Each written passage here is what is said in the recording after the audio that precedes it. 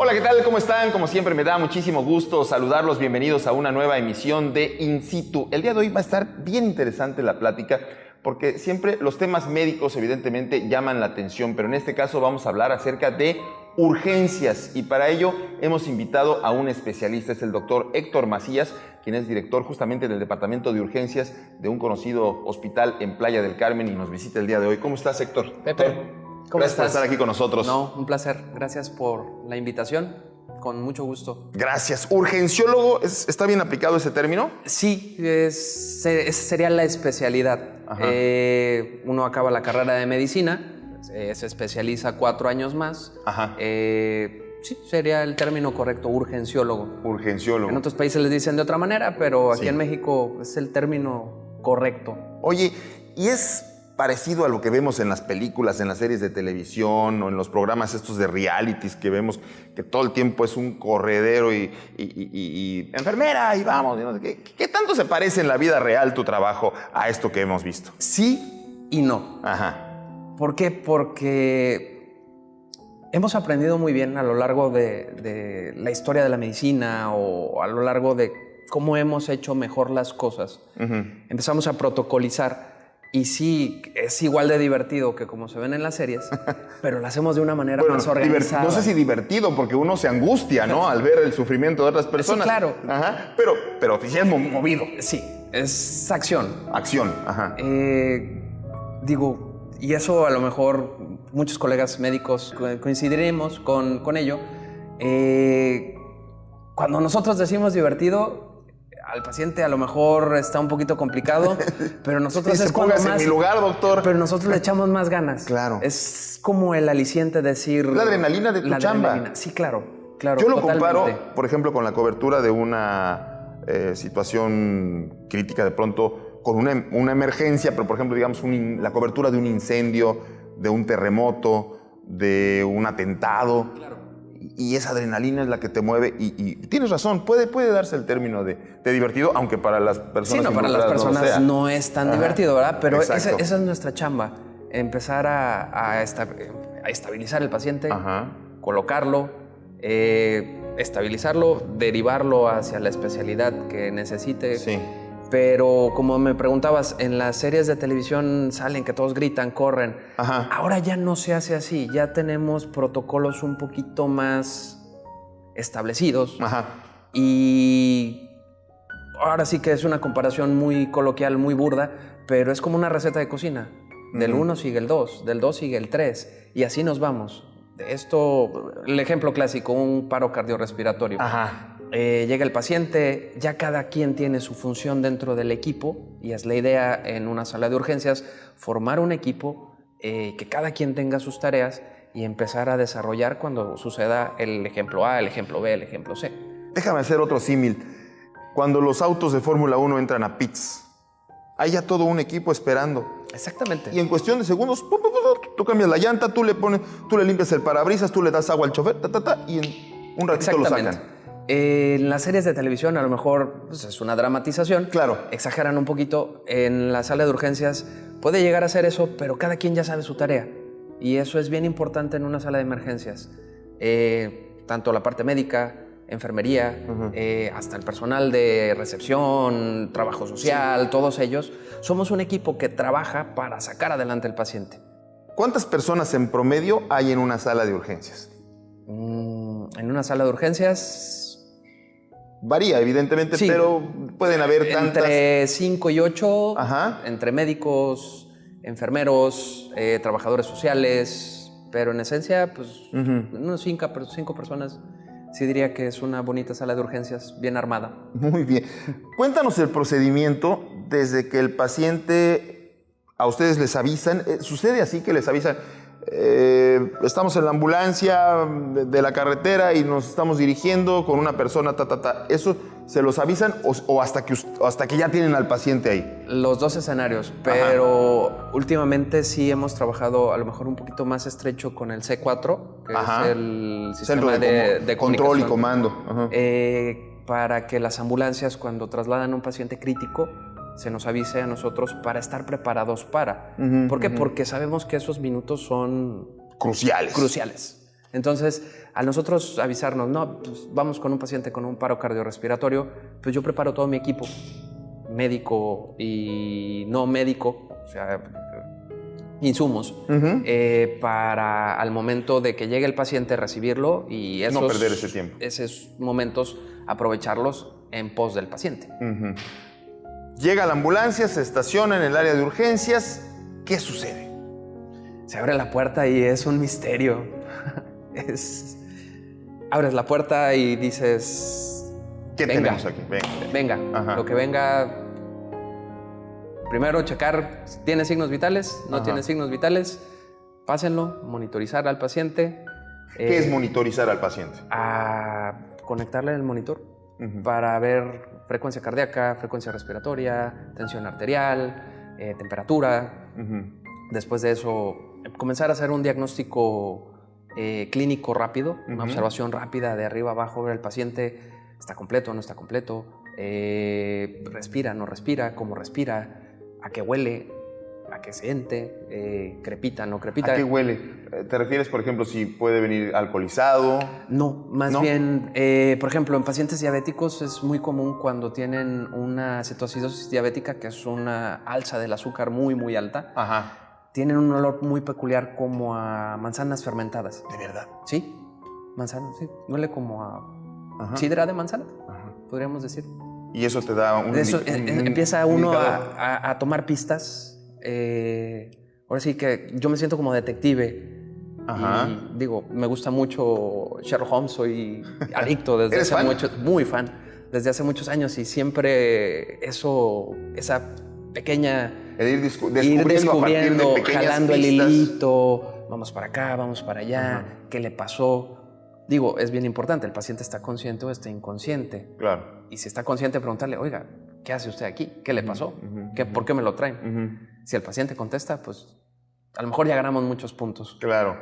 Si no contesta, pues hay que buscar por qué no contesta. Cuando el paciente está consciente, evidentemente, y si llega a una sala de urgencias es porque está en un estado pues de shock. Y me imagino, me refiero a un shock de saber que tu vida está en peligro.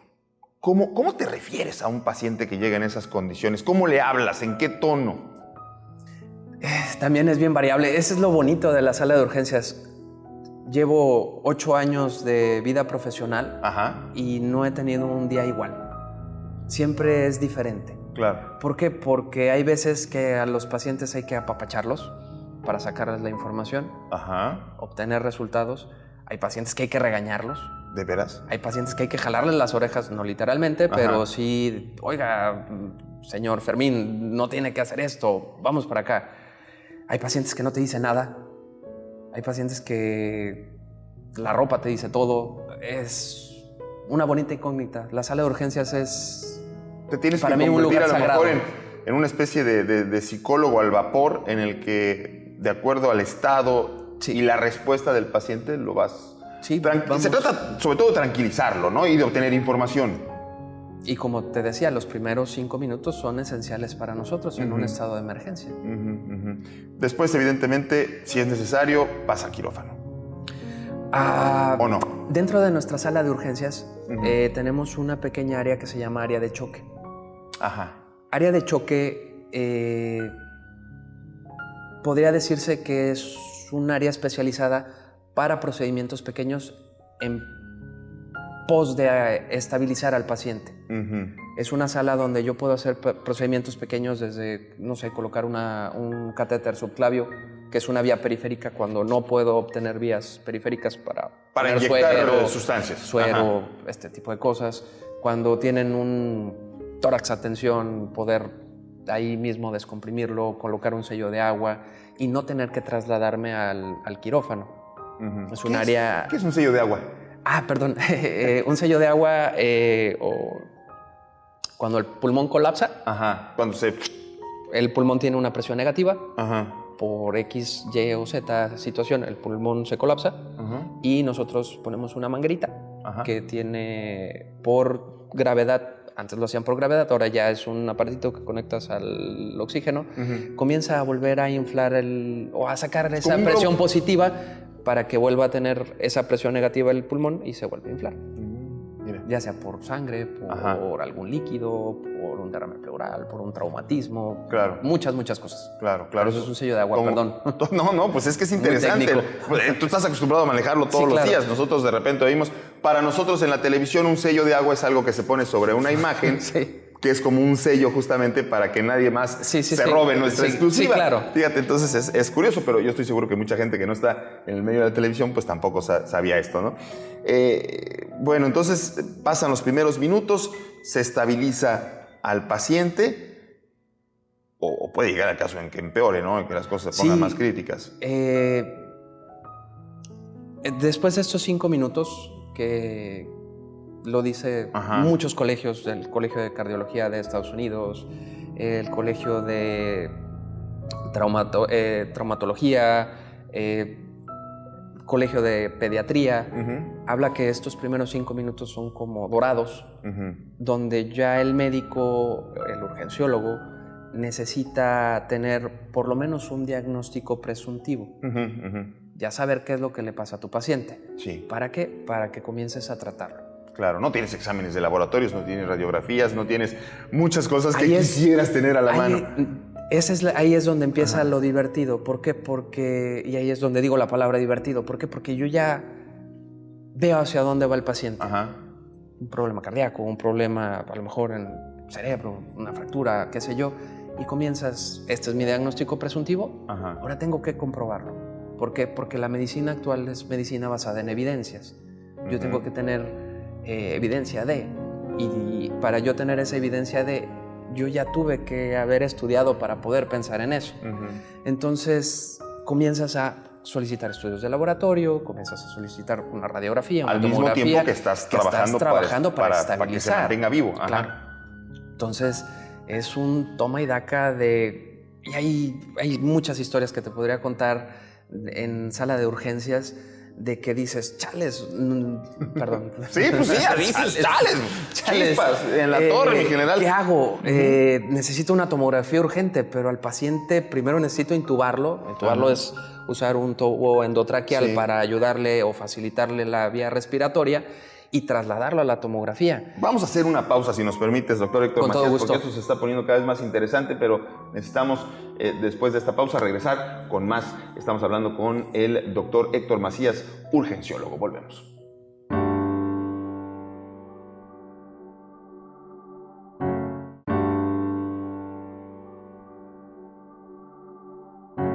Amigos, estamos de regreso en esta emisión de In Situ y de verdad que se puso muy interesante el primer bloque. Estamos platicando con el urgenciólogo Héctor Macías, quien es director justamente del área de urgencias de un hospital en Playa del Carmen y que hoy nos visita y nos ha platicado en el primer bloque la importancia de los primeros 5 minutos desde que llega un paciente y en el que, como nos explicaba, pues tienen que convertirse en una especie de Sherlock Holmes de la medicina para determinar qué es primero lo que tiene, estabilizarlo, hacer ordenar los exámenes pertinentes de laboratorio, etcétera, mientras se trata de salvarle la vida, que a final de cuentas pues es el objetivo número uno, doctor. Totalmente. A final de cuentas, yo en mi área de urgencias, en un consultorio particular, privado, público, hospital grande, hospital pequeño, todo es en pos del paciente.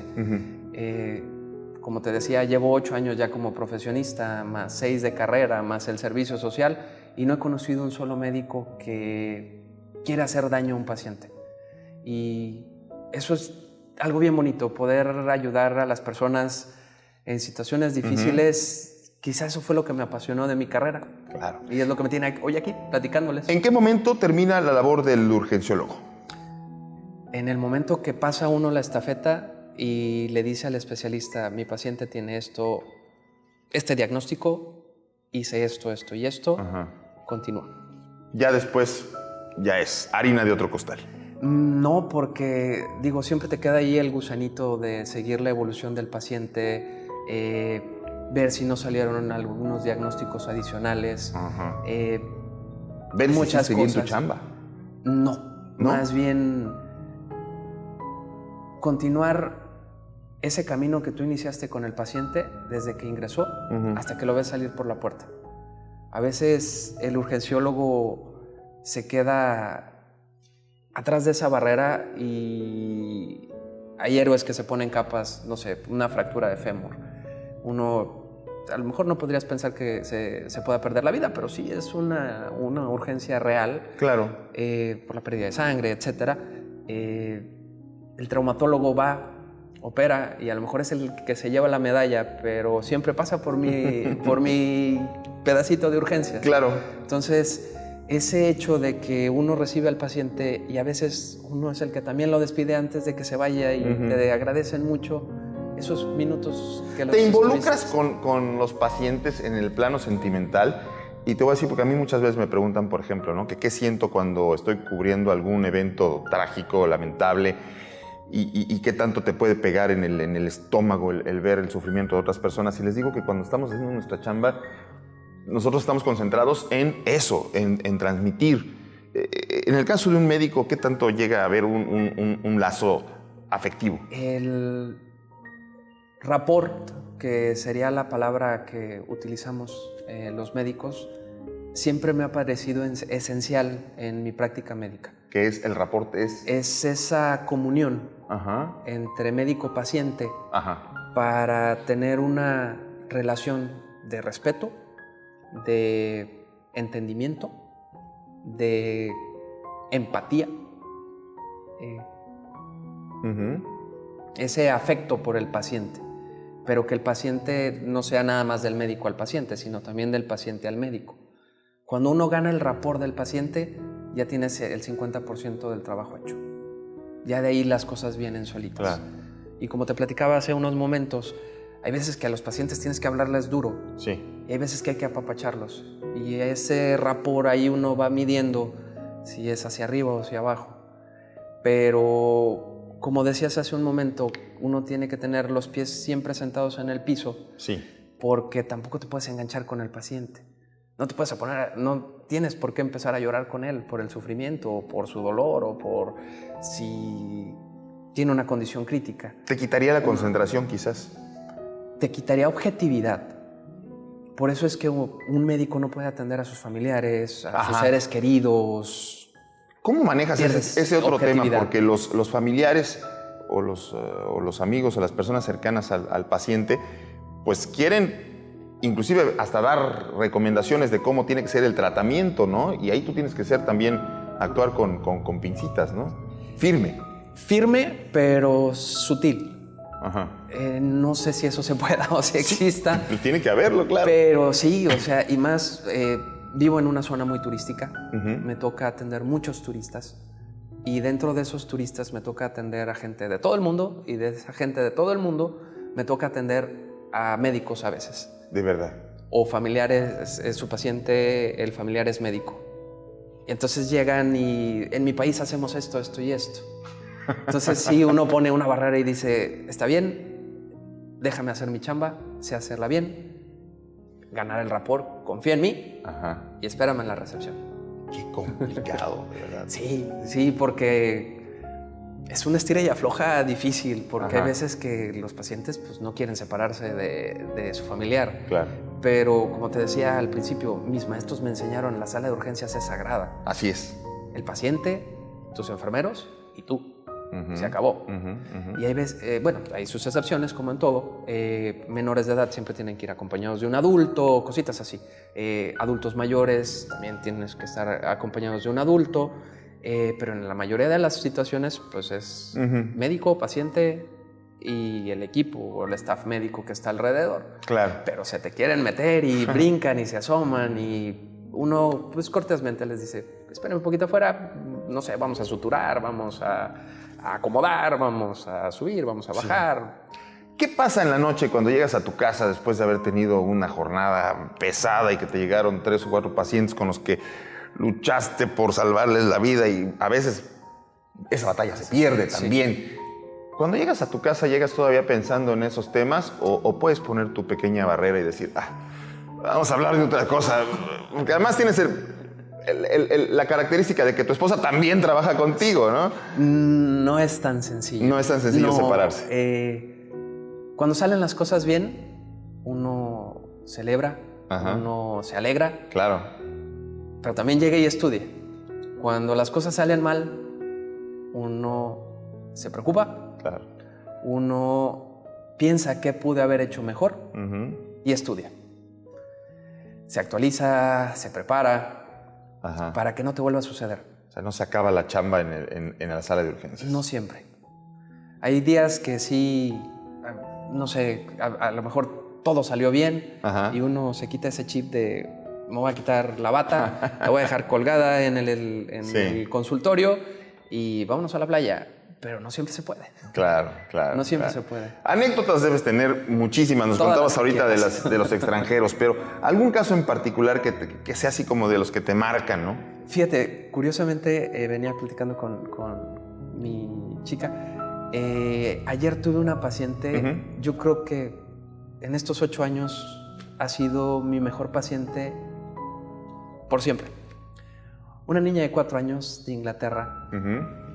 Con un... 4 años. 4 años. Inglesa. Se cayó desde su altura para atrás en un columpio.